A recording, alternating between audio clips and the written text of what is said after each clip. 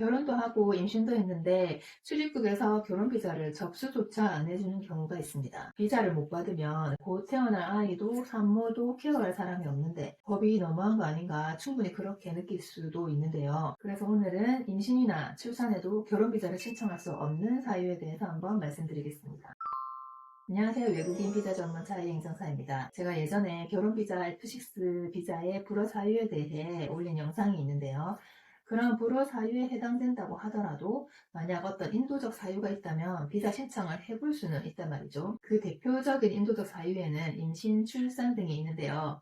그런데 이러한 사유가 있어도 절대 비자 신청을 받아주지 않는 두 가지 경우가 있습니다. 그 전에 결혼비자 불어 사유에 대한 내용은 위에 이전 영상에서 확인해 보실 수 있고요. 그리고 저희 사무소에서 고객님들과 어떻게 소통하면서 비자 허가를 받아냈는지 그 성공 사례에 대해서는 고정 댓글에 링크에 담아두었으니까요. 고정 댓글도 한번 확인해 보시면 좋겠습니다. 결혼비자의 심사 요건은 크게 결혼의 진정성, 소득 요건, 주거 요건, 언어 요건 이 네 가지를 들 수 있는데요. 잘 아시다시피 임신이나 출산의 경우에는 이 요건들 중에서 소득이나 언어 요건에 대해서는 완화를 해주고 있습니다. 그 이유는 뭐겠어요? 결혼비자에서 가장 중요한 핵심이 혼인의 진정성인데 부부 사이에 자녀가 있다는 것은 실제 혼인의 유지 여부를 입증하는 데 가장 강력한 부분이기 때문입니다. 이에 반해서 임신에도 완화가 적용되지 않는 부분이 있는데요. 잠깐 출입국 관리법 시행규칙을 좀 살펴보면요. 결혼 동거 목적의 사증 발급 기준에 제7항과 제8항이 오늘의 주제인 임신에도 봐주지 않는 부분에 해당하는데요.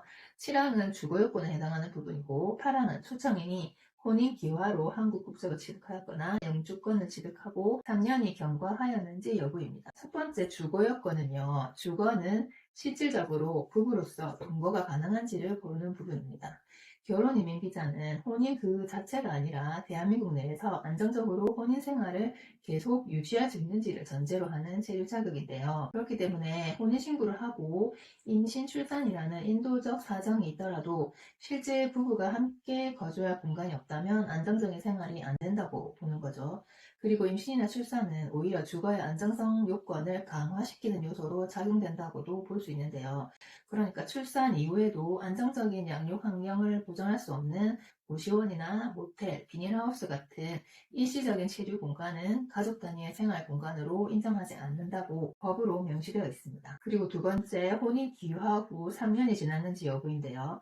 외국인이 한국인과 결혼하고 2년 이상 혼인관계를 유지하면 간이기화를 통해서 대한민국 국적을 취득할 수 있는데요. 영주권도 일반 외국인에 비해서는 요건을 완화해주기는 하지만 소득 요건을 충족해야 하는 부분이 있어서 실제적으로는 귀화를 많이 선택하시는데요. 한국 국적을 취득할 수 있었던 배경 자체가 한국인과의 결혼이었기 때문에 혼인 단절 후에 다른 외국인 배우자를 초청하는 데는 최소한 이 정도는 지나야 한다는 어떤 일정 기간으로 규제를 하고 있는 것 같습니다. 다만 이 경우에도 이러한 혼인 단절의 원인이 한국인의 귀책 사유로 인한 것이라면 3년 제한이 면제될 수 있습니다. 네, 오늘은 임신이라는 인도적 사유가 있어도 예외 적용이 안 되는 사항 두 가지에 대해 알아보았습니다. 임신했으니까 어떻게든 되겠지라던가 출입국 하면 어느 정도 사정을 봐주겠지 이렇게 접근하시면 안 되고 주거 요건을 먼저 갖추고 3년 요건을 정확히 계산해서 결혼비자를 제대로 신청하셔야 되겠습니다. 오늘 영상이 도움이 되셨다면 좋아요 눌러주시고 같은 문제로 고민 중이신 분들에게 조금이라도 방향을 잡는 데 도움이 되었으면 좋겠습니다. 다음에도 외국인 분들이 한국에서 합법적이고 안정적으로 생활하시는데 도움이 되는 정보를 전해드리겠습니다. 감사합니다.